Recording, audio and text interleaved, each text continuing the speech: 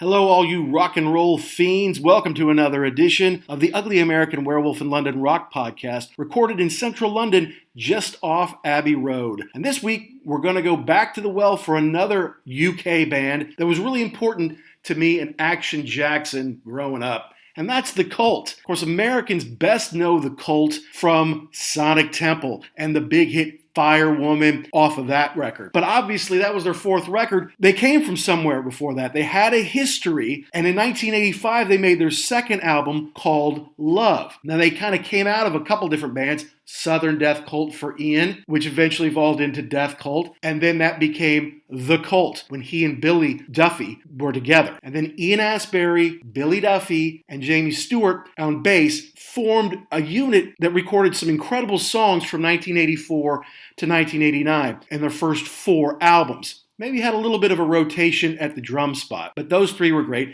And Astbury and Duffy did all of the writing, were kind of the driving force behind The Cult. The Love album is a very atmospheric album. It kind of lays down some of the psychedelic and moody songs that The Cult kind of became most known for. Now, in the late 80s, with the breakout of Firewoman and Sonic Temple, they were kind of billed as a hard rock band, and they did some tours with some very heavy bands like Guns N' Roses and Metallica, Aerosmith. But in the mid-80s, we weren't sure what to do with them. They were kind of billed as gothic rock, they were kind of new wave, they were kind of punk, but not really. They didn't seem to fit into any one box. So they went and made their second album, first one being Dreamtime, which had some great songs on it. But this album, Love, is phenomenal. Just start to finish, has all sorts of amazing tracks. They all seem to fit together, and they made a lot of B-sides and remixes, really enough to make a whole second album, and we're going to touch on that in here as well. Now, as usual, if you have questions for us or want to make a suggestion on which albums or bands you want to hear us discuss, let us know. You can tweet us at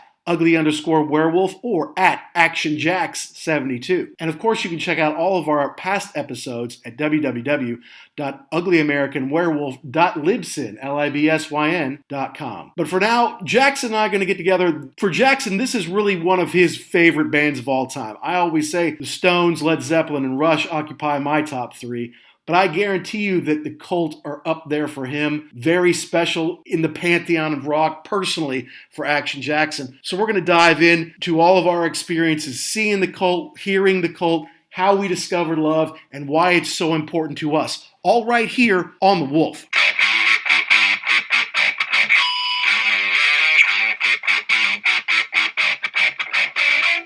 In high school, I kind of discovered The Cult. I feel like around the same time you did, because the Sonic Temple hit, boom, Firewoman hit, big video, amazing song. Ian's got that long black hair.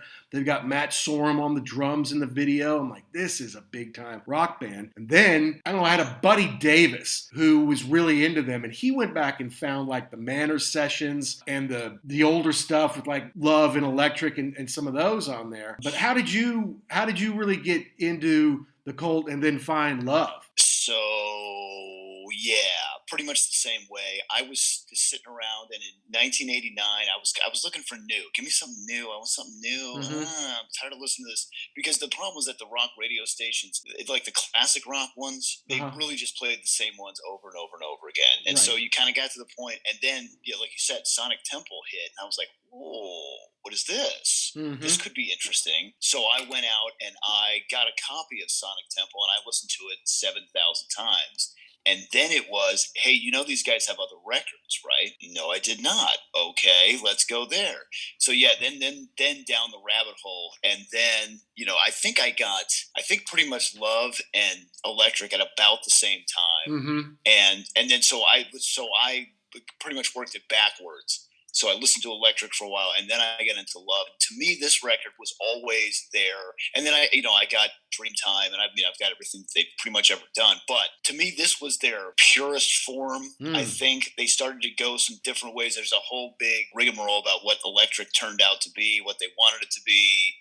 They recorded it twice, right. So that was a big. But to me, this was kind of I don't want to say the peak, but to me, this was them in their purest form. And I was kind of thinking about this for the last couple of days. London in 1985 must have been pretty Yeah, pretty cool place to be. Seeing shows. There were a whole bunch of other records like this. Like, I don't even know what you would call this thing. It's not new wave. It's not punk. It's kind of its own thing. Yeah, and once again, it's cool. You and I are kind of on the same page there, because I was thinking about this and listening to it, and it's kind of got some of that psychedelic stuff that kind of became one of their trademarks over the years.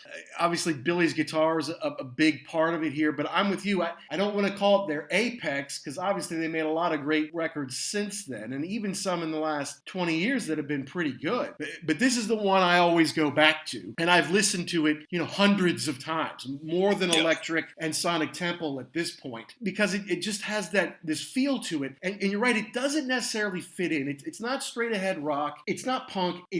I looked at something classifying it as gothic rock, which is kind of an odd subgenre, and they would have been kind of with Susie and the Banshees near the start of whatever that really is. It's kind of psychedelic along with being straight ahead rock. It's not proggy because they don't really change a lot of tempos, although they do have a lot of what I would call spiritual and ethereal lyrics versus just hot rods and chicks. And that's actually, I get hot rods and chicks from a quote from Ian Astbury when he was on Rockline one night. He had this great quote. I guess the guy was asking about how his lyrics are more about, it's not just straight ahead, I love you, you love me kind of stuff. And he was like, yeah, it's about exploring the spiritual side and that kind of thing more than just singing about hot rods and chicks. And then he goes, not that there's anything wrong with hot rods and chicks, if you know what I'm saying out there, fellas. And my buddy Davis loved that line. He recorded it, and I think he put it on his yearbook page even, because it's so deep in so many ways. But yeah, it's got an intelligence to it. It's got a kind of ethereal, sometimes unearthly thing about it, yet straight ahead rock and roll.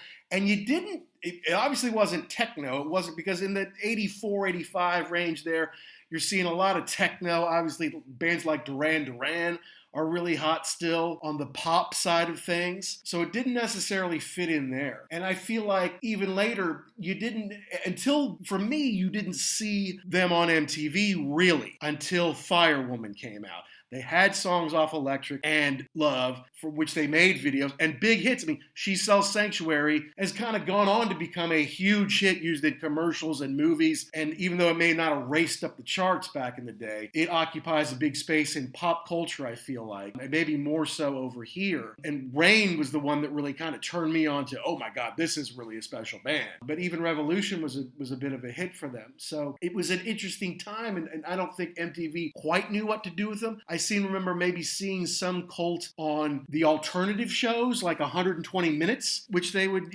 sometimes run on the weekends or whatever. I think that was the problem, is that they really didn't fit into a box, and they did not. It was like they were too heavy for MTV, like rotation wise. You can sell Duran Duran because that's a pop song.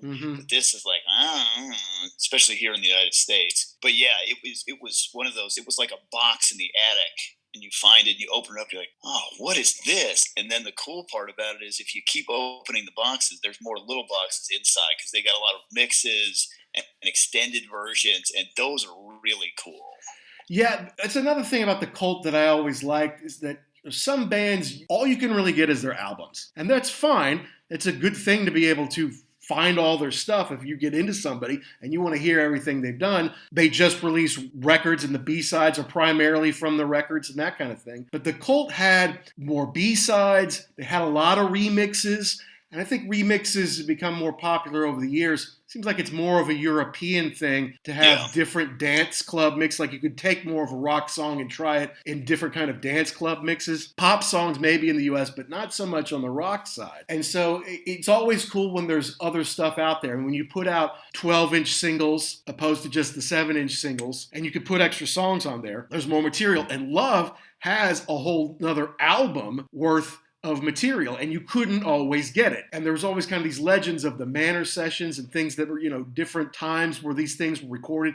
Like you said, they basically made an album called Peace after this, which they kind of scrapped for years. And then I think they went and worked with Rick Rubin to eventually create Electric. Is that right? That is correct, yes. And there was some stuff that they used from that, and there was some stuff that they reworked. But yeah, there was whole songs that were finished, ready to go, that they just threw in the can. So yeah, you're right. You get these the EPs and the alternate takes.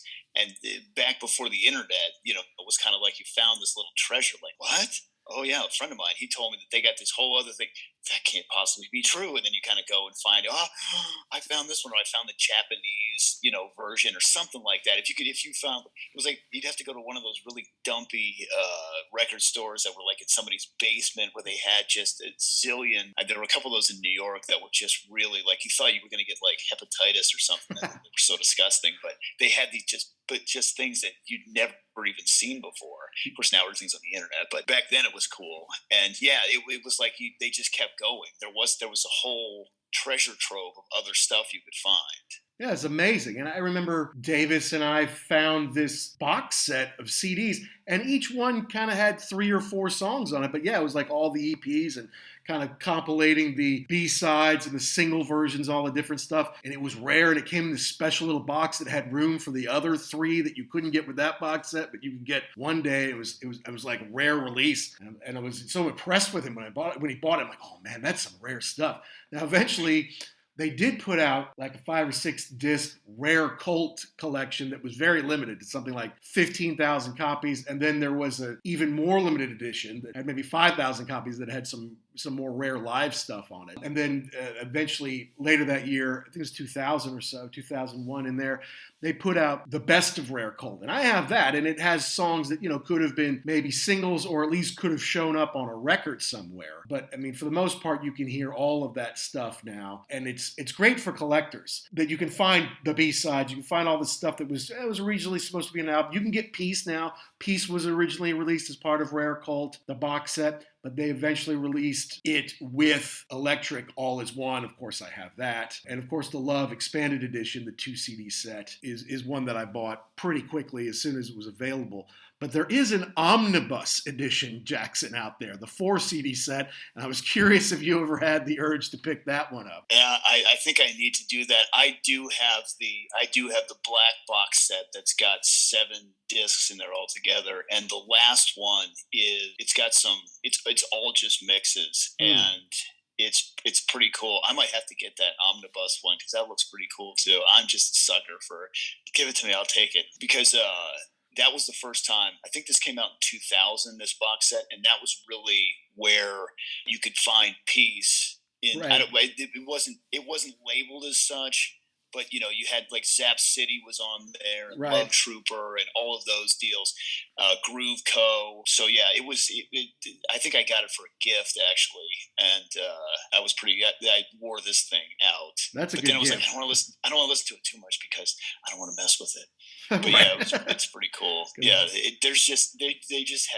they've got a lot of stuff that they recorded, and I really wonder if there are other bands out there like this, because that for whatever reason they just don't save this stuff, but for whatever reason they did, and it's cool. So thank you. Yeah, I think disc 3 on this deal might be Peace, because there is some stuff that they used, and but then they've got like Conquistador. That's a great song that never made it. It was on one of those, like the Manor sessions, I think. And I picked that up. I'm like, what is this? This is a cool song that I've never heard. Yeah, could go on forever on this. I know. That's the thing. Because it's such a go-to, I know these songs inside and out, so I want to give each song its due. But give a little love to the expanded edition, because it does include some B-sides and a lot of remixes of stuff that we know, but they're stretching it out. I mean, they're making She Sells Sanctuary 6, 7, 8 minutes long. Everything but Assault on Sanctuary, I kind of dig. Assault on Sanctuary, it feels like an assault. It's just you're changing the song a little too much for my taste. I actually really like that, because it's just so insane. It's just like they just said go, and there's like a harpsichord at the beginning. Like, okay, cool. It's totally different. You're right. I mean, but yeah, for me, it's like the DNA is just too different. I understand you need to use some frog DNA to make a Tyrannosaurus Rex these days. Correct. But yes. it may be hopping around too much, I think, for me. So, all right. So let me ask you this: do you like "Here Comes the Rain," the 6:19 version, 6 minutes and 19 version? Absolutely love it. That rules because it starts. It's the intro. It's the same song. I think I know what you're getting at. You like more like the expanded. Like it's the same thing. We just kind of take it out a little bit, Mm-hmm. and that starts in with the drums, boom, boom, boom. And then they give you the riff, and then they pull it back, Mm-hmm. and then they give it to you again. Yeah, I love that. I wish that was the real version of the song. Honestly, I think the album track is not long enough. I agree. And when I first heard that after Davis bought the set and we listened to the extended version, I was like, oh man, why did they keep this from me? Yeah. This is so good. Because like I said, for me, it was Rain. Once I heard Rain the first time, I realized, oh, the Cult really are, because you hear Firewoman, great song, great single, cool video. But what else have you got? Because at that point in the late 80s, there were a lot of hard rock bands, guys with long hair on MTV. And some of them weren't that cool. I'm looking at you, Warrant, and, other people like that. So yes, in 85, they're kind of gothic rock, but by 89, it's more of a hard rock thing. And to tour on Firewoman and Sonic Temple, they played with Metallica, and I think they may have played with Guns N' Roses too, and they played for Aerosmith, in the past. That's a lot different from the kind of crowd you were kind of attracting on the Love record. There's a great clip, and I think it's on Pure Cult. If you get the DVD version, and they just kind of intro the videos, and Billy Duffy is talking about Rain, and how we put it together, blah blah blah. We filmed it at this dodgy club, and but whatever they do, don't let them put makeup on you. Be a man. And then they smash cut to the video, and then, of course they've got their hair done and the makeup and everything. And I can imagine they were just standing there thinking, well, I guess it's supposed to be artistic, so let's do this. Right. Whatever gets me on TV, I guess. Correct. Speaking of TV, too, apparently right before, because they were Death Cult before they were the Cult, yes? Well, Ian was in the Death Cult, and then Billy was in the Theater of Hate, and then they kind of came together. And then I heard that before they went on to do a TV show in Britain, they were supposed to be Death Cult, still, maybe. And then they went on, they were going to do Spirit Walker or one of those, and Ian basically said, we are the Cult. First time they'd ever been the Cult was that moment, right, on TV. And then I guess they became the Cult going forward. And that makes sense. Death Cult sounds like a heavy metal band, right? You're right, and I take it back. They were the Death Cult. That's right. Ian was in the Southern Death Cult, right? And then they got together and did that, and then I think I remember that. It was one of those deals where it was like, this probably isn't you're really not gonna sell a whole lot of albums with that name, and you're gonna have people writing all kinds of letters to the record company and everything else. Yeah, but this was the second album for Ian, and Ian Astbury and Billy Duffy have been the mainstays and head writers in the Cult forever, right? Correct. That's just kind of the way it works. All songs written by Ian Astbury and Billy Duffy. But they had been with Jamie Stewart since Dreamtime, and he was on their first four albums, Dreamtime, Love, Electric, not to mention Peace, and Sonic Temple. And then he left to kind of go have a more quiet life. He's like, okay, I don't think I'm getting along with Ian and Billy so much anymore. And I don't know if this is really for me. I mean, I think he continued to produce a little bit, maybe play in some bands, but eventually he got out of the music life. But I feel like having that threesome through those first four albums together gave them a sound. And, it takes a few albums to kind of figure that out. And to have this kind of big sound on your second album, make a third album and scrap it because it's not good enough, and then make a fourth, which is really your third, in Electric. It's interesting, but it didn't. And they had some issues at drummer, and I think that Nigel Preston, did he die or did he just leave? I think he just left. Okay. And you mentioned Jamie Stewart. After he left, they've never had a solid lineup after that. Like it's basically been Astbury and Duffy, and then people come in and out on drums and guitar, and sometimes they'll have they'll have a second guitarist. But I think you're right. I think that was the band was really the three of them for the the main part of that. And yeah, you're right, to put out a record like this after only just one really together, and that wasn't even the same drummer for the whole thing, it's pretty impressive. I agree, and Nigel Preston did die. He died did young. He die? Okay. In 1992, he didn't leave the band because he died, but he left, not that long after the Sonic Temple. Yeah, no, so he was on the first record. He was with them in the beginning. Well, there was somebody before him, and then he was there, and then eventually he left, but he did die relatively young. And some of the guys they've had over the years have been great. Eric Singer was in the band for a cup of coffee or so in the 80s, in the late 80s, before they made Firewoman and Sonic Temple. Then they got Mickey Curry in there, who was on both Sonic Temple and the follow-up Ceremony. But in between there, they had Matt Sorum, who is awesome. Is most famous for being in Guns N' Roses, of course, took over for Steven Adler, and in Velvet Revolver, and I got to see him once in Velvet Revolver. But then before Mickey Curry came back, a guy named James Kotak was in the band, and James Kotak went on to be in the Scorpions for 2 decades.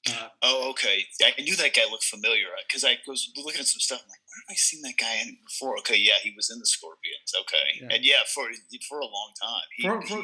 He was the longest tenured drummer, actually. Longer than Herman the German Rarebell, who's probably the most famous. But, Kotak held the gig for a real long time. He's actually also from Louisville. A drummer who doesn't write, it's a relatively easy piece of the machine to replace, I guess. That seems to be the one that gets changed out the most over the years, especially as a band gets up in age. But Matt Sorum can sing a little bit, and he had a couple of stints. I mean, he came back from 99 to the early part of 2000s and made that Beyond Good and Evil with him, and you can hear his drums all over it. Yeah, and that was actually the first, I think that's the only record he's really even on. And yeah, I saw them in 2000. I think it was before the record came out. It was like a pre-release deal. Cool. And yeah, he was on drums, and yeah, that was a phenomenal show. Off the subject, Jack Daniels just made a movie, kind of a history movie, like 90 minutes, and it interviews people from work there over the years, and obviously people from Lynchburg and stuff like that. And it has a tie-in to rock and roll, and how you'll see pictures of Jimmy with the Jack, kickback, and with Keith Richards over the years. And what was cool was they got Shooter Jennings to create original music to be used in the film. Oh, cool. So they show Shooter out in L.A., and he's on the piano or whatever, and he's got a band together, and the drummer is none other than Matt Sorum. So he's making the music with Shooter and the guys, but then he also gets to talk, because he's like, when I joined Guns N' Roses, Slash would hand me the bottle of Jack, and, I'd take a sip for it, and it'd be like, screw the top back on, man, you're letting Jack out, That's kind of cool. And what was also cool was they asked him, would rock and roll or Jack be the same without each other? And Shooter goes, look, Jack Daniels would be exactly the same without rock and roll. But rock and roll would not be the same without Jack Daniels. And I'm like, that's pretty cool. That's pretty true, too, Jack would survive. It would be made the same, obviously. It would taste the same. It would still be made the same place it always has for 160 years. But But rock and roll. There's at least one pretty cool picture of Keith Richards, and I think it's before the show, and he's kind of, just warming up a little bit. And yeah, there's the stacks are behind him, and there's bottles of Jack Daniels on top. I mean, they're just getting ready for the show, because you gotta have a little something to lube yourself up. I've got an amazing 1 out of 50 Jim Marshall print from the 1972 tour. He's backstage. Oh, cool. And he's just holding a bottle of Jack. He doesn't have a glass. He's got the bottle, You don't want to waste a whole bunch of time with that. All right, well, let's get into the album a little bit, and we can talk a little bit about seeing them live and stuff like that. Nirvana. Starts off with Nirvana. Love it. Great opener to an album. This is one of those head scratcher twos, because I love this song, and I'm like, this wasn't a single? Okay, good for you. But I mean, yeah, it's great. It's a great riff to it, and it's just a cool song. It's a real upbeat, great way to start a record. But no, you're right. Count in on Nirvana, and it kind of sets the tone. Yes, it's rocking, but it's kind of got this spaciness to it a little bit. It kind of breathes out a little bit further. I don't know. I just always liked it. Yeah, I did. Yeah, I don't know why I don't know why they picked the singles that they did. I mean, obviously, Rain and She Sells Sanctuary are gigantic, but I always thought that could have been a single easily. Well, and the second one, to me, Big Neon Glitter. Again, it's kind of got a mood to it. It's got a groove to it. I think Jamie does a good job on this one, sticking out a little bit. But yeah, and the way Billy interacts with him, maybe not a single, but I think it's a fantastic song. I always look forward to hearing it right after Nirvana. And it's kind of cool too because it slows down a little bit, not a ton, but it slows down enough where you're like, okay, we're cruising, and it's not. If they gave you another fast one, you might be like, oh, it's too much. So it's a nice change of pace. Well, and obviously, She Sells Sanctuary is going to bring it up a notch there. To me, Rain does that. We'll get into that, I guess, in a second. But those two back-to-back to start off the album are fantastic. And then you get to the title track, and you know what's up, right? And they must have loved it because they named the album after it. Correct. Now, the concept of love versus that song Love could have been a driving force also. But, I mean, great cult song. And it kind of slows down a little bit in there, gives Ian a chance to belt it out a little bit. I don't know. Yeah, it's also, that was also kind of strange to me that a lot of times the title track is another single off of there. This could have been a little on the slow side for them, but yeah, another good one. I mean, so far we're batting 1,000 here. Yeah, although I'll tell you, you know how sometimes when you see or you watch a documentary and they start to mess around the studio and they take out different tracks. Like, this is the vocal by itself, and it sounds a little weird because when you hear it with the guitar or maybe the rest of the sound, it kind of amalgamates into something different. But when you hear it stripped down, like this is the vocal a cappella, it sounds a little odd. I have a feeling, especially at the end of that where he's going, oh, that if you strip that down, it would, because I can kind of hear it on its own. I don't know, it sounds a little odd. It sounds a little strange, even for Ian. You have to try it. You have to try it. Yeah, I will give that a try because you're right. It could be one of those things where they kind of heard it and said, well, maybe we need to put a little something extra in there, or produce it a little bit differently. Yeah, I will check that out. Yeah, and Billy's guitar at the end, he's going back and forth on those few chords that he's picking through. Sounds great. I think it's more of a Billy song than an Ian song. But number 4, Brother Wolf and Sister Moon, really slowing it down now. As the Wolf, I have to love this one because I just do. But I always liked it. Yeah, I always liked it too. It's definitely that this is completely not a single. This is an album track. I was listening to this thinking like, what was the mindset here for this deal? I think this is Ian trying to channel his Jim Morrison on this one. This is definitely like this is your Riders on the Storm, where you just sit there and you're like, oh man, this is heavy duty. We're talking about some deep themes here. But I mean, again, the solo at the end of this from Billy is phenomenal. That's right. Billy really shines on this one. And you bring up Jim Morrison and the Doors. Ian was obviously influenced by them, and he was up at one point to play Jim Morrison in the Doors movie by Oliver Stone. And I think at the end of the day, Oliver wanted to go with a big movie star instead of a relatively unknown rock star. And with Val Kilmer, I think he made probably the right call for the movie. It would have been interesting to see. I would love to see if they had screen tests or something like that, if they ever went that far. But of course, he did then tour basically with the Doors, right, or with Ray Manzarek, and was Krieger with them too? Yes, I believe so. They were the 21st Century Doors, I think. Yeah, Doors of the 21st Century or something like that. Yeah, yeah. So he did get to eventually have a gig basically with the Doors, and it's really, I think it's the only real Doors type concerts they've had since Jim died, to the best of my knowledge. I think so. And I've seen clips of it, and I mean, Jim Morrison was Jim Morrison. You're not going to out Jim Morrison him, but right. I think he did a great job. I think he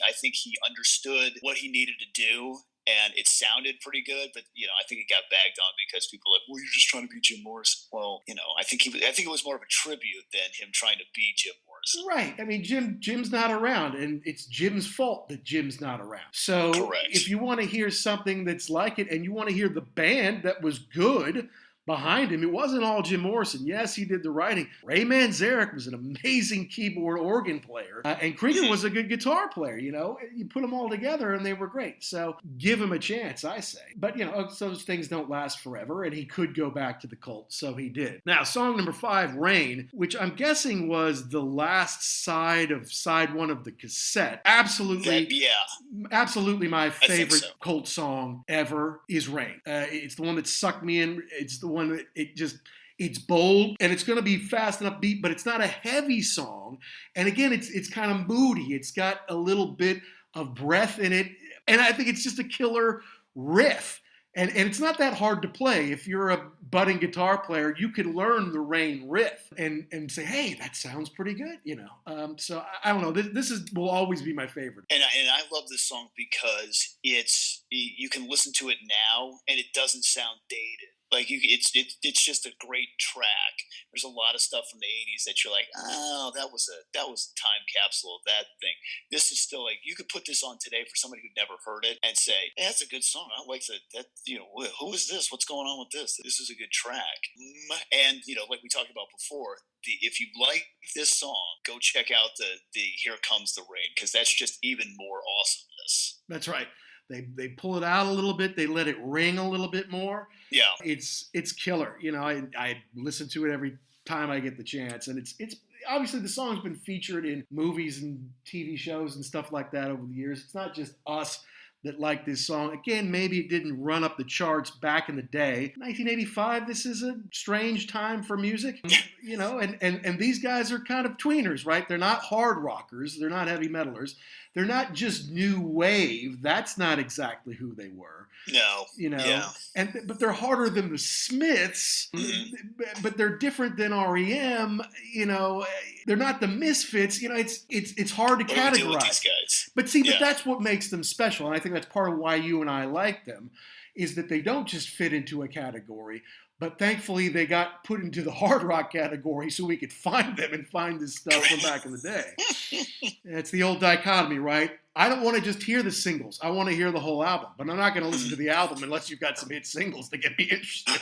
and you're right. And I think this one definitely had both. If you get hooked in with the singles on this, you are going to like, I'm not going to promise you're going to like the whole thing, but you're going to like 90% of this record. Yeah, so what do you think about the Phoenix starting off what would be side B of the cassette? What I think about it is, I think about this could be one of my favorite songs they've ever done, and because Billy Duffy reached his back and he goes from guns to missiles on this thing. He is in full face melter on this track. The guitar is super hot on this thing, and he's just wailing on it.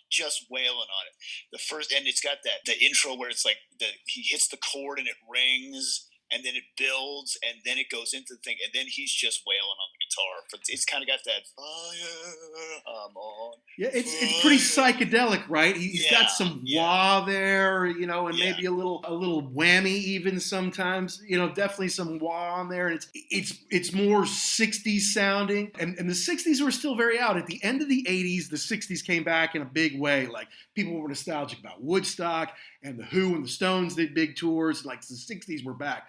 But in the early to mid 80s, the 60s were still like ancient history. And then all that peace and love was over with. But this is, you're right, in face melter mode. Good way to put it, man. He is killing it on this. And I remember the first time I ever heard, I listened to this a couple of times through the album, and you get the singles and everything, and I just gravitated toward that because it's just fantastic, and it comes right after the big single on the record. Well, is Rain the big one, or is Sanctuary? To me, it was Rain. I like that song. I mean, I love She Sells Sanctuary, but I really love Rain, and to come to have those two tracks back to back is pretty cool. I'm with you there too. Yeah, absolutely. And if you had the tape, you could listen to one, flip it, and then listen to the other. Yeah. Which definitely, I used to do stuff like that back in the day. back and forth. But I've really only ever had these on CD. And of course, we got the best of the cult, the rockers, lovers, sinners, and everybody else. That one when we were in college, and we played that until it was broken. Basically. Correct. Although I still have it. It's in good shape. I've kept it in good shape. And it came with the second disc that had half of their live album from... Oh, yes. Yeah. It was like the Marquee, maybe. I think it was live at the Marquee. And you got half of it. And then, I'd been on the search for the other half for years. Okay, but then into Hollow Man, which is still kind of upbeat, but again, kind of has that classic Cult sound. Another one, this is not, seriously, no strikeouts yet. They're doing great here, man. Yeah, that's another one of those. It's on the B side. you'd think it's kind of a throwaway track, but it's really not. You could listen to that on its own. It's got a pretty cool riff at the beginning of it. Kind of makes you think, oh man, the Hollow Man, he's following me everywhere, man. This is deep. Yeah, it's another, like you said, all pretty solid stuff so far. That's right. And then the 8th song is Revolution, which was a single. Did make it on that greatest hits and Pure Cult. A little more slowed down, especially for a song called Revolution. If you just read it and you say, oh man, this is going to be, an upbeat fight song. No, it's more of a real chill song with a little background singing in it. Yeah. I think this is the only one that's got backing tracks, from vocal backing tracks anyway. And yeah, this is more of your 60s peace and love, hippy dippy deal. It slows down. I like the track. Probably my least favorite out of all the singles that came off of this, but still a pretty good track. Yeah, I think you're right on both scores there, right? Not my favorite of the singles, but, not a bad single. And because, the fact of the matter is Rain had a cool B-side called Little Face, and then obviously the extended Here Comes the Rain mix on the 12-inch, right? And She Sells Sanctuary came with 2 as well. The song number 13 on the 7-inch, and then you get 13 and The Snake on the 12-inch, and then obviously there's there's like a dozen different She Sells Sanctuary remixes from over the years. It's had a lot of different incarnations. All Souls Avenue was the B-side, and then they had a remix for that too. So All Souls Avenue was the B-side to it, and then All Souls Avenue on the 12-inch. So again, it's kind of cool. You have different singles, both a 45 and a 33 and a third, and you get extra songs. I think it's cool that they do that. They do it more in Europe, I feel like, than they do in the United States. Again, it just kind of adds to the lore of all the different stuff that you can find from a band over the years if you're willing to go out there and dig around and find it. And especially something like that, because it's not just a remix. It's an entirely new song you've never heard before. What are you talking about? Or it's not a live track or something like that. That is pretty cool. I like when they kind of give you a little peek behind the curtain that, you got some other stuff here. It's in the back room, but you can't see it right now. Right. I mean, that's the thing. Most bands don't just make 10 or 12 songs and that's the album B-sides.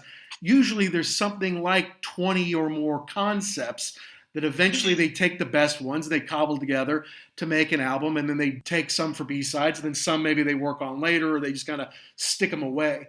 But if you've got an album that's so strong, front to back, then I want to know what were the throwaways. Like Oasis threw away Acquiesce as a B-side for What's the Story, Morning Glory. To me, that's like a mistake. It's like, it's a huge single, it's a huge hit in its own right. You didn't even put it on the darn album. Now, sometimes that happens with weird songs.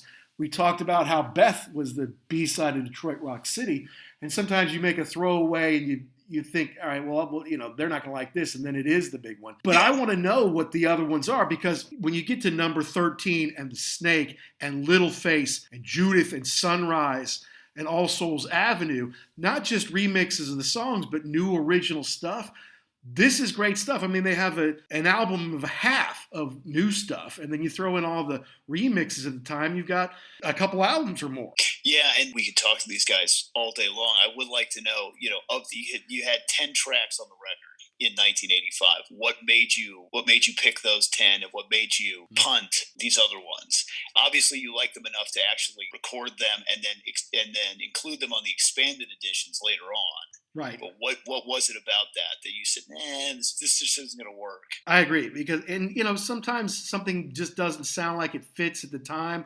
Something like Sunrise or Judith even, it sounds like it fits the time really well to me. It fits the rest of the song. So yeah, I wonder why, what some go on and some don't. But obviously, number 9, She Sells Sanctuary, huge hit for them, and one that really endures. And I think especially in Europe, but like I said, they've done probably over a dozen different remixes over the years. I like the Howling mix because it's got the wolf at the front of it. Was that in one of the Howling movies, one of the Howling horror pictures? It may have been. I remember when I first came to England, when I studied here in 1994, and then we went to Ireland as a family to kind of tour. And I remember being in a bed and breakfast or a hotel or something, and the TV was on, and like a sports drink commercial came on. that had She Sells Sanctuary as their thing. I think it was just a European thing. Maybe it was Gatorade. I don't know. But it was like a sports drink thing. I'm like, this is kind of a bigger deal over here than it is back home. And I love it. I love being able to hear this instead of some country song, selling me a Chevy truck or something. This is actually kind of cool. But yeah, huge song, been in lots and lots of movies and things over the years, and it hit the charts all over the world. I think it was a huge hit in Canada, New Zealand, and Australia. It did okay. Did not so well in America, but did fine in the UK and other parts of Europe. So I think it's held in high esteem. It eventually went gold. I mean, I think it took decades, but they got a gold record award for singles in the UK. Pretty big hit for them. Yeah, and I think that was probably, if you go back and take out the Sonic Temple stuff, this is probably the biggest record they had up until that point. The one that most people identify with the band was this one. I think so. And Electric was good, but like you said, they had a couple different reworks of it. There was Peace.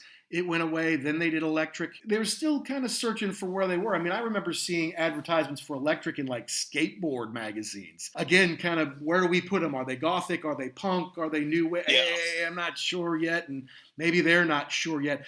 And if you look at the artwork on Electric with the kind of the lettering and the kind of gothic lettering and almost looks like knives to spell out the cult Electric with then their faces behind it like that, versus Love, which is, I won't say it's basic, but it has these symbols on it, and it's black and white and red, and it's trying to take them in a different direction from this, I think, stylistically. Yeah, that was more, the Electric was going to be more of a hard rock record, but again, not hard rocky enough to be a huge hit in the United States. But that's opinion. Right, I hear you. I think they should have played it on MTV every second, but that's just me. That's just me. You missed out. So you wind up the record with Black Angel, and I love this song, Jackson, and I've had it in my head for decades now. They should let me direct a video for this song because I've got the story. It's this outlaw coming back on the dark horse with the black hat over his eyes coming back, but every once in a while, the Reaper pops up, whether he's on a horse kind of next to him or he's on top of the house as he strides, he's coming back to the town after all these years. He's coming back to hang, basically. And everybody's waiting for him. There's guns drawn on him. And every once in a while, there's the Reaper or there's the Black Angel. I can see it clearly. They got to give me the chance to do it. Now, that's interesting because I've had kind of the same fantasy. But to me, have you ever seen The Seventh Seal? It's about a guy. It's whatever Max von Sydow is, Swedish or something. It's a Swedish movie. And it's a guy. It's a knight coming back from the Crusades, I believe, and he shows up and the Reaper is there to meet him, and he's like, oh boy. So he makes this deal with him. He's like, whoa, wait, you play chess, right? And he says, yeah, I'm pretty good at playing chess. I'll tell you what, I'll play chess with you. I beat you, I go free. You win, I go with you.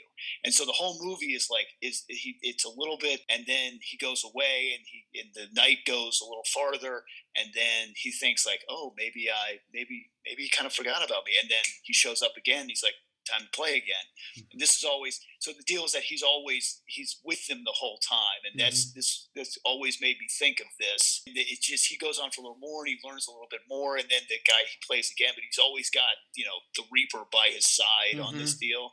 And so yeah, I've had incarnations of filming a video for this song based kind of on that. So yeah, that would be, we need to do something and see what we come up with. But just a great way to wrap up an album that is, I don't know, it's got great continuity. The songs kind of flow together well. There's rises and falls as far as the mood goes, yet they all seem to fit together very well. And the songs like Number 13 and The Snake and Little Face and Judith and Sunrise and All Souls Avenue are all good. They all could have made it on the album or, been reworked to the point where maybe they could have, the 8-minute Snake, and it is a little repetitive, but you chop that down into 4 minutes, that could be an album track easily.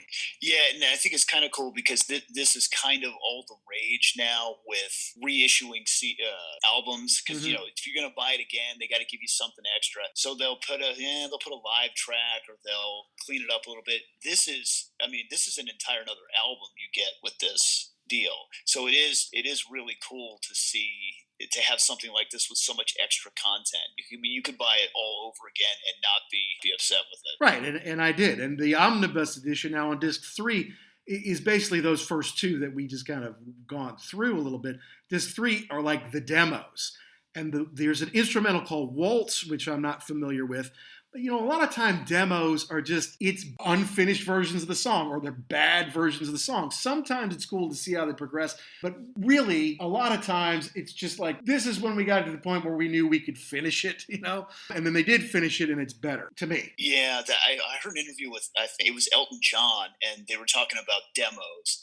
And basically, John said that the demo is like a artist when they do a sketch. They're kind of just trying to find the space here, and and how we do that. So it is kind of cool to say, oh, so you started with this and it ended up like that. Ah, cool. Or you chunk this part. What I really love is when you find something like, oh, hey, wait a minute, this didn't work for song A, but this became something else. You reworked it and you used this other thing. So I love demos, especially from these guys. Yeah, and then obviously, good live stuff. The fourth is live at Hammersmith, Odeon, which I've been to. And track list, love Nirvana, Christians, Hollow Man, Big Neon Glitter, Brother Wolf, Rain, Dreamtime, Sanctuary, Go West, Spirit Walker, Horse Nation. And they close with the Phoenix, man. They're burning your face off like, oh, you want one more? Okay, here it is to send you off. You asked for it.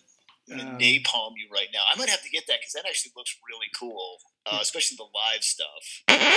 So hopefully we see something else from them. It seemed like they might be working on a new album before all this COVID crisis started. So maybe that'll be a 2021 or 2022 treat for us. That would be fantastic because, as soon as they put it out, I'm going to get it. So, I went out and bought, what was the next one? Ceremony after. I think I bought that the day it came out because I'm like, I don't care. I want it. And that was a departure. But again, if it's new and it's from them, I'll take it. Yeah, and that one wasn't bad, but I felt like the next one, the Black Sheep album, just titled The Cult, that didn't jive with me. Well, you got to figure that by that point in time, the wheels were pretty much coming off the bus. There was not, I think everybody was just sick of each other, and there were some substance abuse problems at that point in time. And I think the other thing was I think they were kind of lost really at that point. Like they really didn't know what they wanted to do anymore. And I think they just needed a break. And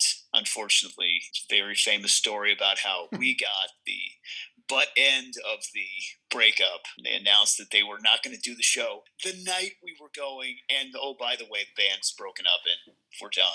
So let's revisit that story, folks. We're in Orlando, Greater Orlando. We get tickets to see the Cult. It would have been the first time either of us had seen the Cult at that point. And we're driving the show. And we usually had a pre-show ritual where we would go to a restaurant, usually something horrible like Hooters or upscale like Chili's or something like that, eat a bunch of junk food, drink a bunch of beers, and then we go to the show. And so we're out in my car, and we're listening to the radio, and the Cult comes on. We're like, oh, yeah, cool. So we're jamming along, like, yeah, getting ready for the show. This is awesome. They're getting us psyched up. And then the DJ comes on the radio. Yes, that is, of course, She Sells Sanctuary by the Cult. Of course, that show has been canceled. And we're like, what? So we derailed. We went down to the club where they were supposed to be playing. We had our tickets in hand, of course. And we're like, hey, man, what happens? Like, oh, I don't know. They can't do the show tonight. Sorry, guys. But we've still got, $3 wells. They're trying to sell us on coming in there or whatever. I'm like, no, man, give me my $28 back or whatever it was for the tickets because I want to use that to go get hammered someplace else. And if I recall correctly, we went on a bit of a bender after that. That was not...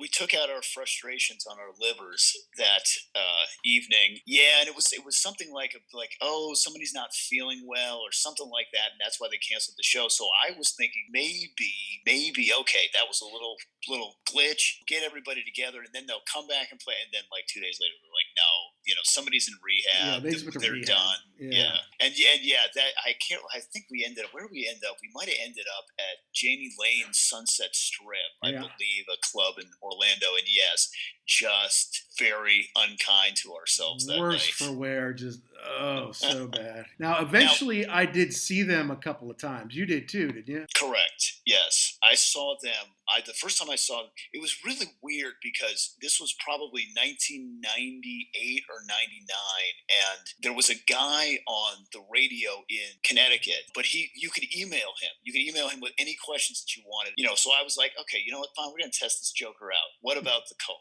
Question mark. Mm-hmm. He's like, hey, it's strange that you asked. He got right back to me. They're playing a club show in New York City at the Roseland Ballroom, and I was like, are you kidding me? So I went there and saw them at the Roseland, which is a dump. I don't even know if it's still there anymore, but it's a small place. And basically it was they called it the Cult Rising. Mm-hmm. And I think it was like they had gotten back together and they're like, okay, does anybody really even care? Let's do a couple of club shows and see what's up. If memory serves me correct, it was pretty much the set from Sonic Temple. They didn't do anything from Ceremony. They didn't do anything off that '95 album, and it was fantastic. Well, that's cool. That was '99 because they had not put out Beyond Good and Evil yet. Like I said, I think they were just putting a toe back in the water to see, and I think that club tour did really well, and then they're like, okay, obviously people are still interested. Yeah, so then we can go ahead and do the record. That's cool. I saw them on the Born Into This tour in Cincinnati at a club, and they were pretty good, and Billy looked great, and Ian was doing his thing, and it was cool to see them. I don't love that record. It's got a couple of redeeming qualities on it. I don't like the cover at all. I think it's very uncult. But then they did Choice of Weapon, which I did like. I thought that was the best I'd heard since Sonic Temple, to be honest with you. I thought this was pretty good. And then, we missed, they actually did a tour, Gary, in, I think it was 2009-10 area, where they performed Love in its entirety. And that I would have loved to have seen, no doubt about it. Missed out on that. But after Choice of Weapon, they did do Electric in its entirety. And I took some boys up to Cincinnati, same exact place. Only this time we took a limo with the craziest old man limo driver you ever saw, man. I mean, it was like snowing and icy, and he's driving us up there like 85 miles an hour because we fronted him some cash from what he would be paid that night. He was going to take it right to the casino, right? Nice. Like as soon as he dropped us off, he was going to go give all that away. Had his oxygen tank up front, so we felt bad about smoking in the back. But we did it anyway. Yeah, the only other time I saw them was in 2000 maybe it was 2001. It was when Beyond Good and Evil came out, and it was a surprise. I didn't even know I was doing this. It was at a South by Southwest party at Stubbs in Austin, and that was pretty sweet. It was not a big place. It was Matt Sorum was there behind the drums. Cool. They did have there's a guy, I don't know what his name is, but he's there a lot. He's not really part of the band, but he's like their second guitar player. Was there for that, and that was a great show. I did see them. It was that the last? The Cult, maybe. I think the Cult is the last live show that I've seen in my life before lockdown happened, basically. Wow. Yeah, it was the Cult. I saw them at the Eventim Apollo, which is better known as the Hammersmith Odeon, and they were doing Sonic Temple, which was pretty awesome. But Ian was in a bit of a mood that night. He was a little perturbed, and he's like, listen, if you all don't yell, we don't know how we're doing. So we've got to try to get some feedback. We don't know what's up. And then he would come out after another song and go, energy! Like it's your fault that I'm not rocking hard enough, or that I'm too old, or not hitting the notes that I should. Was the crowd subdued, or? Subdued? No. They weren't the most rambunctious crowd, but then, when I was 46 at the time, I was probably median age, of the crowd there. There were older people there. Yeah, there's some younger people who were just getting into the Cult, but I feel like most people were around our age group, going 5 or 8 years in either direction, was the majority, and that's what they ought to expect, right? I mean, if you're popular from 85 to 95 or whatever, you're not going to have a lot of young kids. You're going to have older people like us and older than us too, right? Yeah, because if you were a big fan in 85, but you were, 20 at that point in time, now you're really pushing it up there in 20, what was that, 19? Mm-hmm. So, yeah, you're not going to have 18-year-olds there. They obviously hold a special place in our hearts, always will, because of the time we discovered them and their sound. I think their sound is unique. Part of the reason you can't put them into any one spot is because they don't really sound like anyone else I've ever found, and maybe not everything they've done has been my favorite, but as long as they've still got those first four, especially this one, Love, at any day, basically 365 days a year, I might put Love on, and I have. I would say the same thing, and I always thought that they were always underrated, and maybe that's the reason that I do love them, because they're not easily definable. And I always thought Billy was a very underrated rock guitarist, that not super flashy all the time, but big chunky riffs. And Asbury's got a great voice, great rock and roll voice, great rock and roll vibe too. Like he is a rock star. Mm-hmm. Rock star treatment, rock star attitude, everything. Yeah, it's still, this record still holds up very well today.